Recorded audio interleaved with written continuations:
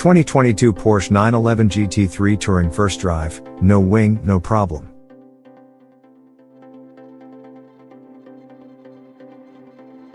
But before we start, please support us by pressing the like and subscribe buttons, so that we can continue to provide information about car and motorcycle news. Also turn on the bell button to get the latest updates. Your support means a lot to us. Thank you. You realize straight away the new 911 GT3 Touring isn't your typical daily driver when you step in and notice a fire extinguisher affixed to the floor in front of the passenger seat. We hope we won't need to use that, but, hey, you never know, because this Porsche is straight fire. No, it's not the match of, say, the 911 Turbo in brutal, blunt force all-wheel drive acceleration, but that's not the point of the proudly rear-drive 911 GT3.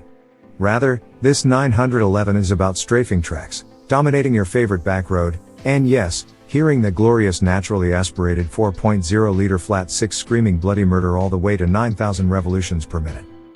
One of our favorite roads is California's Highway 2, aka the Angeles Crest Highway, an asphalt snake that twists and bends its way through the Angeles National Forest just north of LA proper. It's a road that may as well have been built specifically for the likes of the 911 GT3 Touring.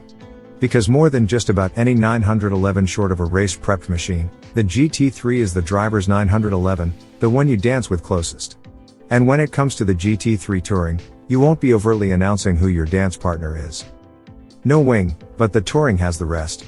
As we outlined in our recent drive of the winged wonder that is the 992 Series 2022 Porsche 911 GT3, from a performance perspective, not much has changed powertrain-wise over the previous generation when it comes to the numbers. The GT3 still uses Porsche's 4.0-liter naturally aspirated boxer 6-cylinder that, thanks to a minor internals massage, was bumped by just 2 horsepower to 502, with torque up just 7 pounds-to-foot to 346, all in. That being said, in our test of the new GT3 equipped with Porsche's 7-speed PDK, we scorched the asphalt on our way to 60 miles per hour in just 2.7 seconds, 4 ticks faster than the 991.2 Series GT3 we tested. But straight-line performance isn't where the GT3 stakes its claim. This car has a direct, homologated lineage to Porsche's sports car racers, and for those cars, it's as much about saving weight, optimizing aerodynamics, and setting up the suspension to handle the rigors of track use than it is about raw power. Given that the 992 Series 911 is dimensionally bigger among other weight-adding features, the fact that the GT3 and GT3 Touring are said by Porsche to be just 11 pounds heavier than their predecessors is a minor miracle. For the record, at 3,213 pounds, our scale said the new GT3 we tested was 34 pounds lighter than the last. Weight savings over and above the usual measures like rear seat deletion include the adoption of a carbon fiber hood, a reworked exhaust system, and thinner glass.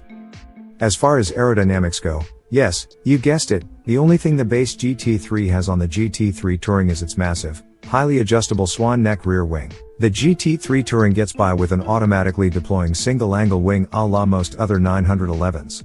Porsche assures us, however, that given how every other aero piece of the GT3 Touring is exactly the same as the winged GT3, you only give up a small amount of limit downforce, a difference only the most dedicated track rats would be able to harness. Changes to the suspension for the 2022 GT3 Touring center on the addition of an all-new, double-arm multi-link front suspension, a first for a 911 road car, a reworked multi-link rear, and a new set of more responsive adaptive dampers. As before, the 911 GT3 Touring also benefits from a rear axle steering setup, and it also gets wider axles and wheels measuring a staggered 20 inches in front and 21 inches at the rear, shod with Michelin Pilot Sport Cup 2s. Even grippier versions are available. The GT3 Touring is race-bred, naturally fed. Adding those updates to what's already baked into the GT3 formula makes for a 911 that performs as you'd expect out on a challenging mountain road, with precision, mechanical grace, and heart-pounding, breathless pace. The GT3 Touring digs into every bend and never stops until you're practically to China. Steering feel is unlike almost any car we've driven, other 911s included. It's on the lighter side, but it reacts to your every input almost instantaneously. This particular 911 GT3 Touring, sprayed in a fabulous gentian blue metallic that contrasted magnificently with the satin neodyme painted, their gold wheels, was a 6-speed manual equipped model, and yes, Californians will be able to get the stick. Porsche stayed with the 6-speed for the GT3 mainly for weight savings versus more plebeian 911's 7-speeder, but also because it says the gearbox simply works better with this car. The automaker is correct.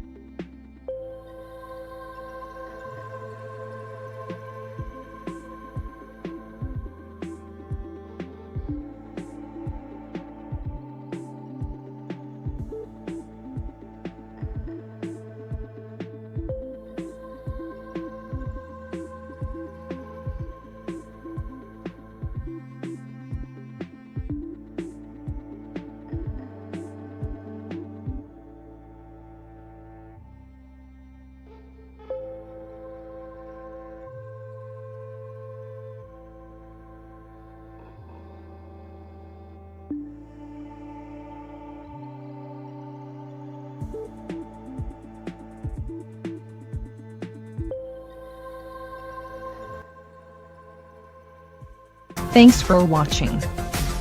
Drop a like, leave a comment, and don't forget to subscribe to watch more videos like this.